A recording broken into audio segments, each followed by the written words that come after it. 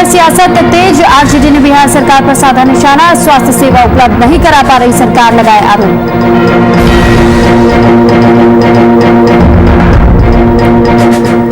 झारखंड में कोरोना की रफ्तार तेज। बीते 24 घंटे में 6112 आए नए कोरोना केस। कोरोना पीड़ित 141 लोगों की मौत।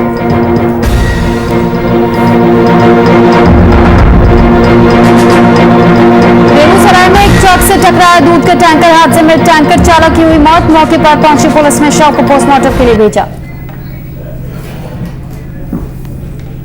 नमस्कार, आप देख रहे हैं वीआईपी न्यूज, आपके साथ मैं हूं सुरभि तिवारी। तो खबरों की शुरुआत करेंगे और इस वक्त की बड़ी खबर आपको बताएं कि कैसे देश भर में लगातार कोरोना के बढ़ते मामलों के बीच राहत की खबर है कि कोरोना संक्रमण से ठीक होने के मामले में भी लगातार इजाफा देखा जा रहा है। इसी कड़ी में बिहार सरकार के जारी आदेश के बाद दिन से ही सूबे में 18 वर्ष से अधिक और 44 वर्ष के लोगों को कोरोना वैक्सीनेशन दी जा रही है, जिसका निरीक्षण उप मुख्यमंत्री तारकिशोर प्रसाद पटना के इनकम टैक्स चौराहे पर स्थित गार्डनर अस्पताल में करने पहुंचे हैं। निरीक्षण के बाद मीडिया से मुखातिब होते हुए डिप्टी सीएम ने कहा कि सभी केंद्रों पर टीकाकरण पूर्ण रूप से डॉक्टरों की देखरेख में दिया जा रहा है।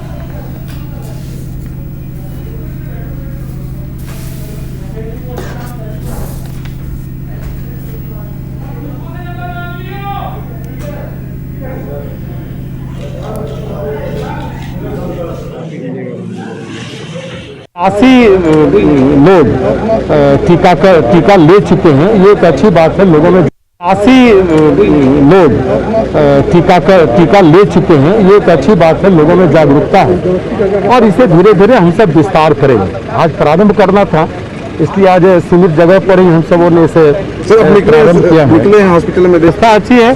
हमारे चिकित्सक प्रातःकाल से लगे हुए हैं, हमारे अधिकारी लगे हुए हैं।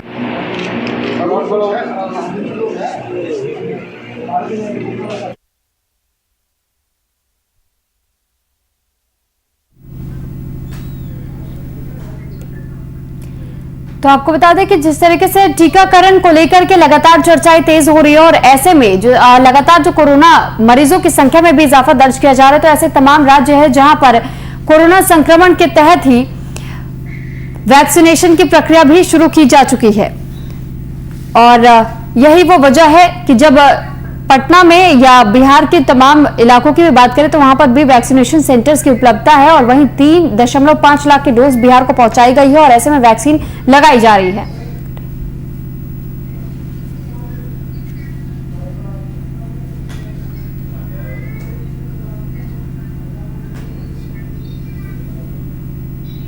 बिहार में जिस तरह से कोरोना बेकाबू है, चारों ओर हाहाकार है, बिहार की जनता त्राहिमाम कर रही है।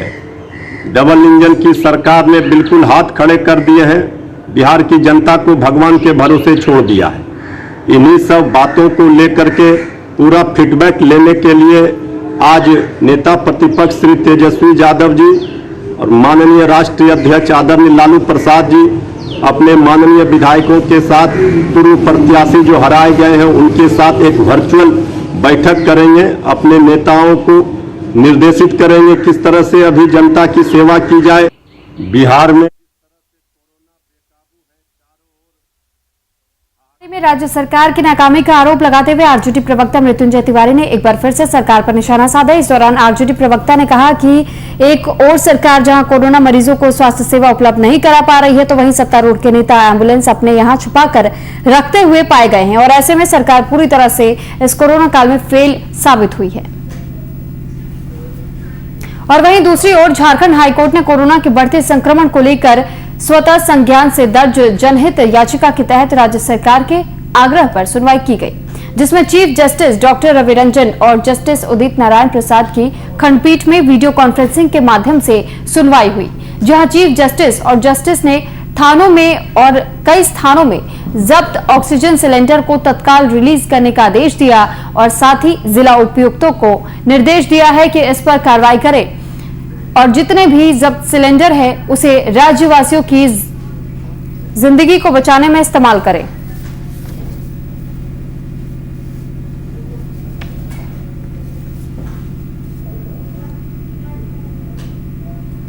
कोरोना काल में जो उसकी विभीषिका से निपटने के लिए जो जनहित याचिका झारखंड उच्च न्यायालय के समक्ष दायर है, उस मामले पर सुनवाई करते हुए माननीय मुख्य न्यायमूर्ति डॉक्टर रवि रंजन एवं न्यायमूर्ति सुजीत नारायण प्रसाद की खंडपीठ ने राज्य सरकार के द्वारा दायर किए गए इंटरलोकेटरी एप्लीकेशन पर सुनवाई की और उसके प्रार्थना को स्वीकार करते हुए कहा कि राज्य के भीतर जितने भी थानों के मालखाने या अन्य एजेंसियों के मालखाने में ऑक्सीजन सिलेंडर जब्त कर रखी गई है, उन सभी का इस्तेमाल फिलहाल मरीजों की जान बचाने में की जाए। तो सरकार की काफी फजीहत के बाद अब सरकार की नींद खुली है और सरकार के जनप्रतिनिधि कोरोना की रोकथाम के लिए कदम उठाने लगे हैं। इसी कड़ी में बिहार के उप मुख्यमंत्री तारकिशोर प्रसाद पटना के कदम कुआं स्थित सामुदायिक किचन का दौरा करने पहुंचे। यहां उन्होंने लोगों से बात कर सामुदायिक किचन का जायजा लिया। इस दौरान उन्होंने खुद से ही लोगों को चावल भी परोसा।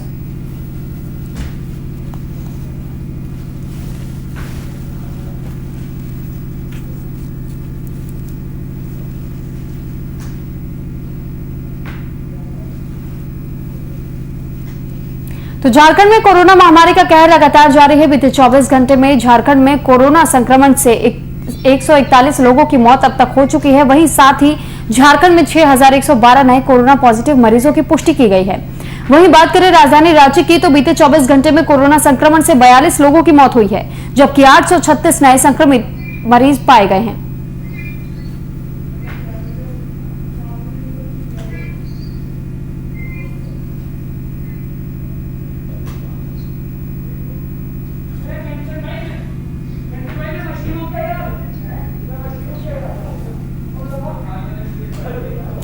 वहीं मोतिहारी जिले में गोविंदगंज विधानसभा क्षेत्र के वर्तमान विधायक सुनील मणि तिवारी ने अपनी प्रतिद्वंदी पार्टी पर जोरदार हमला बोला है। उन्होंने अपने गुमशुदा के फेसबुक पोस्ट के बारे में कहा कि जिसने पोस्ट डाल रखा है वो मेरे घर पर आए और मुझे ढूंढ ले। साथ ही उन्होंने ये भी कहा कि पोस्ट करने वाले से नगद इनाम लेकर जाए। विधायक ने बताया कि सत्ता में आए उन्हें 6 महीने ही हुए और वो नियमित रूप से अपने क्षेत्र का भ्रमण स्वच्छता और ईमानदारी से करते हैं।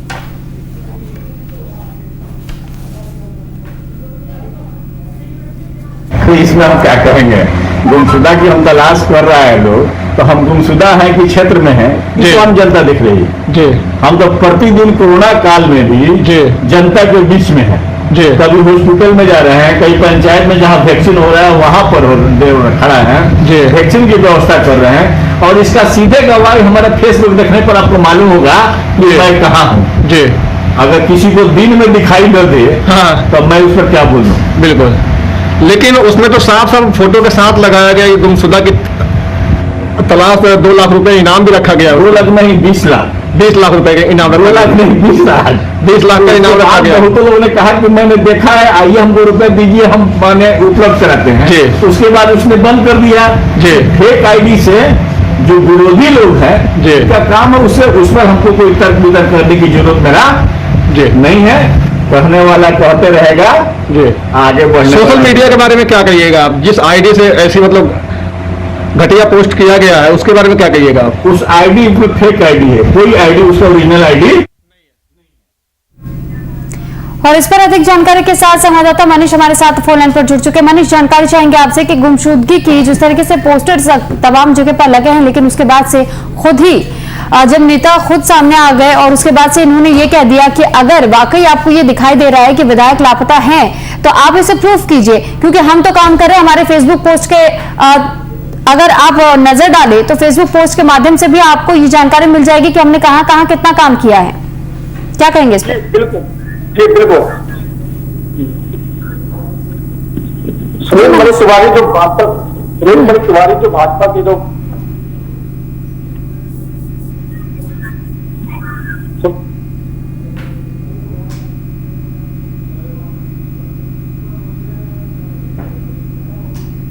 मनीष, क्या आपको मेरी आवाज मिल रही है? जी आ रही है, बिल्कुल आ रही है। जी मनीष, आपसे यही सवाल कर रहे हैं कि जो गुमशुदगी की रिपोर्ट लगाई गई है, पोस्टर लगाए गए हैं विधायक के नाम पर, लेकिन विधायक जी का तो यही कहना है कि फेसबुक पोस्ट अगर आप हमारा चेक करते हैं तो आपको पता चलेगा कि हम कहां थे इतने समय से और क्या कर रहे थे जमीनी स्तर पर।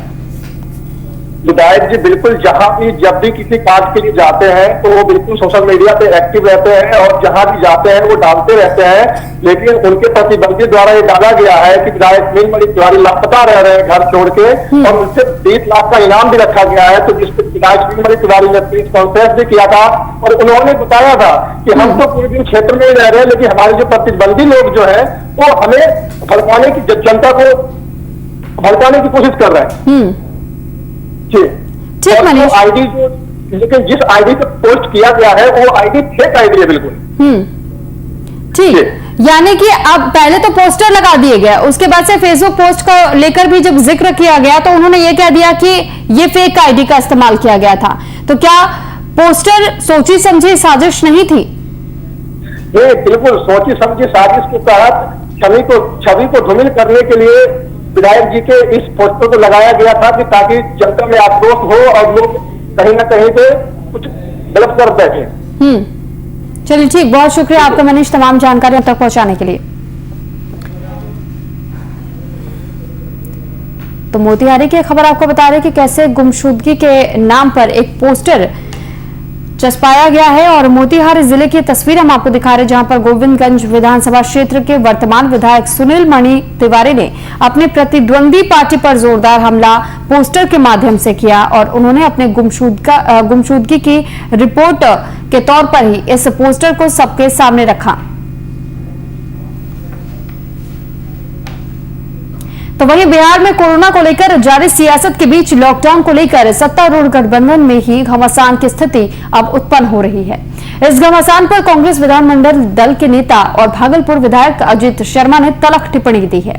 उन्होंने जेडीयू नेता ललन सिंह द्वारा बीजेपी के प्रदेश अध्यक्ष डॉक्टर संजय जायसवाल पर किए गए टिप्पणी को गैर जिम्मेदाराना और हास्यास्पद बताया है।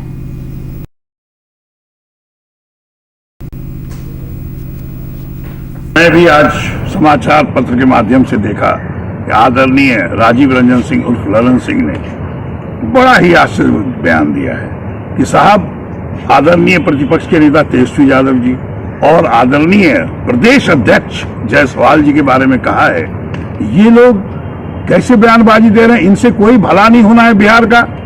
गैर जिम्मेदाराना बयान बोला गया इनके बारे में और कहा गया ये गैर राजनीतिक नेता और ये गैर राजनीतिक पार्टियां, मतलब ये भारतीय जनता पार्टी को भी गैर राजनीतिक पार्टी बोलते हैं, जिसके साथ गठबंधन में आप बिहार में सरकार चला रहे हैं। तो वहीं दूसरी ओर बढ़ते कोरोना संक्रमण के बीच काली कमाई का जरिया अपनाने वाले लोग भी मौके की तलाश में लगे हुए हैं। जहां एक ओर मरीजों को आखिरी आस रेमडेसिविर दवा पर रहती है, तो वहीं दूसरी ओर ब्लैक मार्केट भी सक्रिय दिख रहा है। ताजा मामला पटना के कंकड़ाबाग थाना क्षेत्र का बताया जा रहा है, जहां पर रेमडेसिविर और ऑक्सीजन की कालाबाजारी को लेकर के फिर एक बार ईओयू टीम ने छापेमारी की है। इस दौरान ईओयू की टीम ने छापेमारी कर 3 वायल रेमडेसिविर दवा के रंगे हाथों 3 आरोपियों के साथ ही गिरफ्तार किया। बताया जा रहा है कि इस कालाबाजारी को पत्रकारिता की आड़ में काली कमाई का जरिया बनाने की कोशिश की जा रही थी। कार्रवाई के दौरान मौके से एक बाइक बरामद हुआ है, जिस पर एक निजी चैनल का स्टिकर लगा हुआ है। फिलहाल पुलिस आगे की कार्रवाई में जुटी हुई है।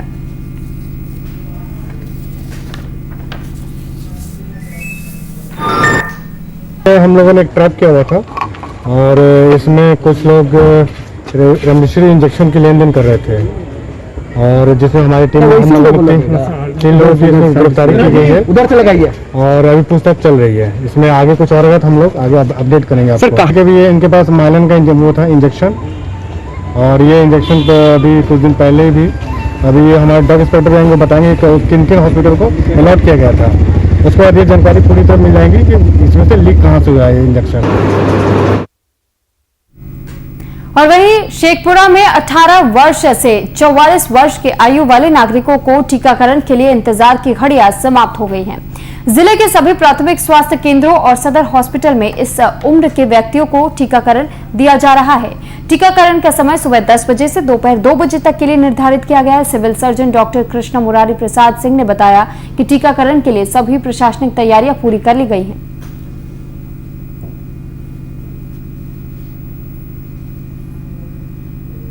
पिछले 1 महीने से तो दवा के कमी के कारण हर पीएचसी और सदर अस्पताल में टीकाकरण होते रहता था, लेकिन इधर से टीका दवा आ जाने से इधर 3-4 दिन पहले दवा की मात्रा अच्छे खासा आने से हम उसको सेशन को बढ़ा दिए हैं और हर पीएचसी में 2, 3, 4 एक्स्ट्रा सेशन कर दिया गया है।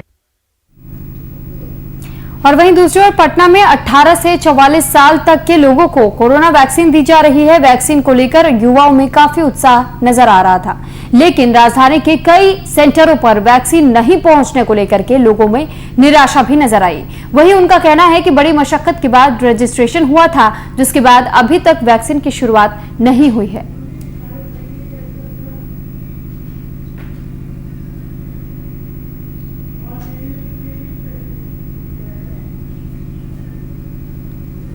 तो वहीं मधुबनी में लगातार कोरोना संक्रमितों की संख्या में वृद्धि हो रही है। वहीं सरकार के तरफ से लॉकडाउन लगाने के बाद भी लोग नहीं संभल रहे हैं। झंझारपुर अनुमंडल मुख्यालय स्थित बाजार समिति में हजारों की संख्या में लोगों की भीड़ लगी रहती है, जहां लोग बेपरवाह बनकर सामानों की खरीदारी करने में लगे हुए हैं। हजारों की भीड़ को पुलिस खाली कराने में नाकामयाब साबित हो रही है, जबकि झंझारपुर थाने से चंद कदमों की दूरी पर भीड़ भी देखी गई, लेकिन दूर दूर तक कहीं प्रशासनिक अधिकारी और पुलिस नजर नहीं आई। ऐसे में लॉकडाउन के बाद भी कोरोना का चेन तोड़ना बेहद कठिन साबित होगा।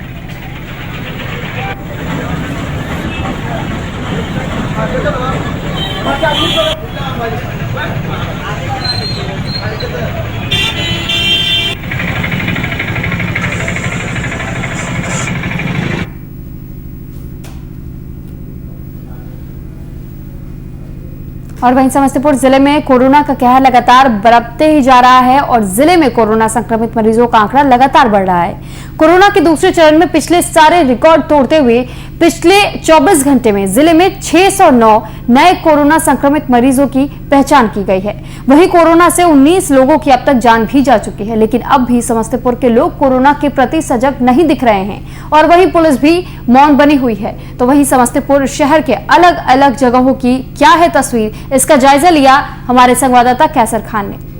आपने 5 मई से लेकर और 15 मई तक के लिए लॉकडाउन किया गया है, मगर समस्तीपुर की जो तस्वीर है वो साफ तस्वीरों में देखा जा सकता है कि समस्तीपुर के अंदर के जो है नज़ारा है वो कहीं भी लॉकडाउन का जो है पालन करते हुए लोगों को देखा नहीं जा रहा है। साफ तस्वीरों में देखा जा सकता है कि आम दिनों की तरह लोग जो है समस्तीपुर की सड़कों पर नजर आ रहे हैं और लगातार जो है कि वो जो है जो कोरोना के गाइडलाइन है उसकी सरेआम जो है धज्जियां उड़ाते नजर आ रहे हैं। तो चलिए आइए देखते हैं समस्तीपुर के अंदर और जगह जगह की मैं आपको तस्वीर दिखाऊंगा जहां जो है लॉकडाउन को लेकर किस तरह लोग समस्तीपुर की सड़कों पे नजर आ रहे हैं। हम आ पहुंचे हैं समस्तीपुर शहर के राम बाबू चौक और जहां की आप तस्वीर देख सकते हैं कि लोग जो है कोरोना संक्रमण का खतरा लगातार समस्तीपुर के अंदर बढ़ता ही जा रहा है। और समस्तीपुर की बात करें तो समस्तीपुर के अंदर आज का जो कोरोना संक्रमण का जो केस है वो 600 के पार हो चुका है, जो कि सबसे बड़ा आंकड़ा जो है समस्तीपुर के लिए अभी तक का सबसे बड़ा आंकड़ा जो 600 के पार हो चुका है वो समस्तीपुर के अंदर। मगर अब भी लोग जो है समस्तीपुर के लोग जो है कहीं ना कहीं जो समस्तीपुर के अंदर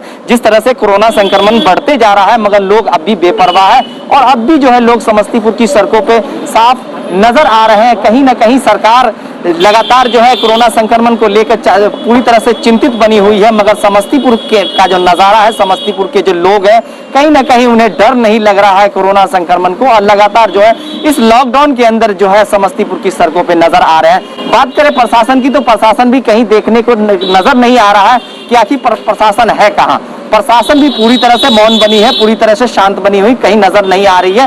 प्रशासन की भी लापरवाही साफ तौर पे देखा जा सकता है समस्तीपुर के अंदर और लगातार जो है समस्तीपुर के अंदर जो है लोग जो है समस्तीपुर की सड़कों पे नजर आ रहे हैं। बहरहाल चलते हैं और भी जगह और जानते हैं कि वहां का क्या हाल है समस्तीपुर शहर का। आप पहुंचे हैं समस्तीपुर शहर के मारवाड़ी बाजार में और स्टेशन के ठीक सामने है जहां की आप तस्वीर देख सकते हैं कि लोगों की जो भीड़ है समस्तीपुर शहर के अंदर साफ तौर पे देखा जा सकता है कि कोरोना के इस गाइडलाइन के बावजूद भी समस्तीपुर की सड़कों का जो नज़ारा है वो साफ तस्वीरों में देखा जा सकता है कि लोग अब भी बेपरवाह होकर समस्तीपुर की सड़कों पे निकल रहे हैं। क्योंकि मैंने आपको सारी तस्वीरें दिखाई जहां लोग किस तरह से कोरोना संक्रमण से बचाव के लिए और कोरोना संक्रमण का उनको कितना डर है, कोरोना से उन्हें कितना डर है वो तो साफ तस्वीरों में देखा जा सकता है। बहरहाल प्रशासन अब इस मामले पर क्या कुछ करेगी ये तो देखने वाली बात होगी। वीआईपी न्यूज के लिए समस्तीपुर से कैसर खान। आपने 5 मई से लेकर और तो वहीं कोरोना के वैश्विक जंग में बिहार सरकार हर मुमकिन कदम उठा रही है। इसी बीच भाजपा के प्रदेश प्रवक्ता डॉक्टर राम सागर सिंह ने कहा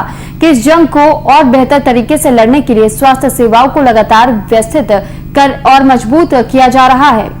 तो साथ ही इसी कड़ी में मोकामा नजरेत अस्पताल और ट्रॉमा सेंटर पर भी बिहार सरकार की कड़ी नजर है। वहीं भाजपा प्रवक्ता ने आम लोगों से भी ऑक्सीजन प्लांट स्थापित करने की अपील की है। मोकामा नाजरत हॉस्पिटल पूरी क्षमता के साथ काम करे, इसके लिए कल हमारी बात सिस्टर इंचार्ज नाजरत से भी हुई, स्वास्थ्य मंत्री मंगल पांडे जी से भी हुई और आज सैयद शहनवाज हुसैन जी जो उद्योग मंत्री है उनसे भी बात हुई। मोकामा में ट्रॉमा सेंटर में ऑक्सीजन प्लांट लगाने के संदर्भ में शहनवाज जी से बात हुई और मंगल पांडे जी से स्वास्थ्य मंत्री हैं उनसे मैन पावर देने पर बात हुई।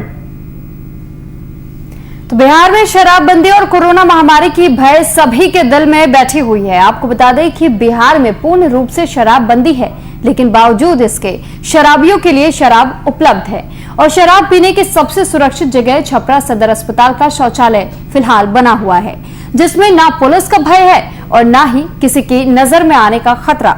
छपरा सदर अस्पताल के इमरजेंसी वार्ड में स्थित शौचालय में बियर की खाली बोतल पड़ी हुई मिली है, जबकि यहां निजी गार्ड का पहरा भी रहता है, फिर भी शौचालय मैखाने में तब्दील है।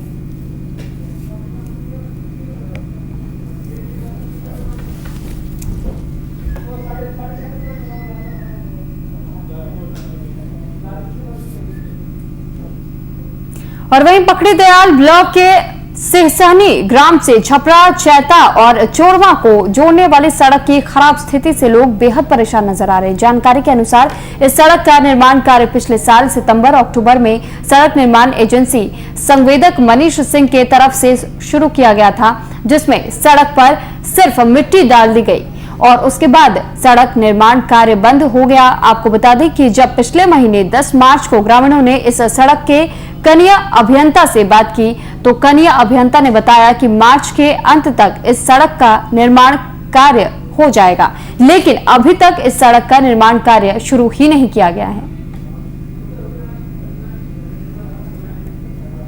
राणा रणधीर से साला वो इतना खराब आदमी है, साला राखी तो खाली देखता है। साला सीसानी चौक पर से लेकर के यहाँ तक अभी तक साला रोड अभी तक कंप्लीट नहीं हुआ। अब मोदी करता है लोग, साला हम मोदी का साला हम जिता दिए तो इसका मतलब क्या हुआ है?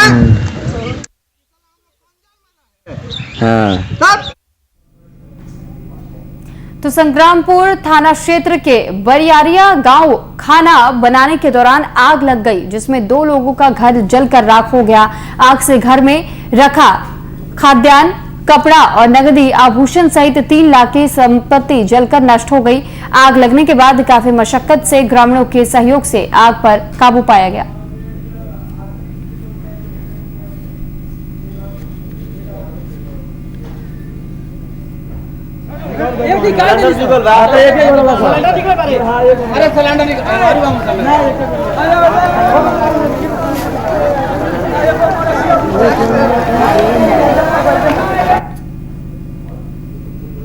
खबर बेगूसराय से है। बेगूसराय में एक चचेरे चाचा ने मामूली विवाद में अपनी भतीजी को धधकती आग के हवाले कर दिया, जिसके बाद गंभीर रूप से जख्मी पीड़िता को इलाज के लिए सदर अस्पताल में भर्ती कराया गया। घटना बखरी थाना क्षेत्र के वार्ड संख्या 12 परिहारा की बताई जा रही है।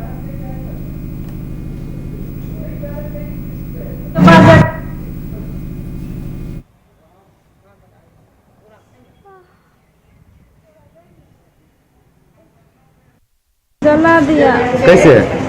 हम खड़ा थे।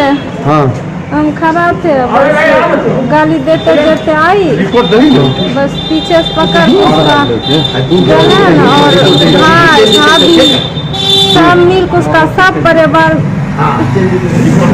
क्या। उसके बाद अगर मुझे बुरा लगा था, बहुत बड़ा घुसा दिया उसी। कौन कौन? उसका भाई था नरेश साहनी, उसके बाद कबूतरी देवी, उमेश साहनी। कारण क्या था? कारण पूछा नहीं था। इले नहीं पकड़। नरेश सैनी कौन है आपके? अंकल लगते हैं। फिलहाल इस बुलेटिन में इतना ही। आप बने रहिए VIP न्यूज के साथ। नमस्कार।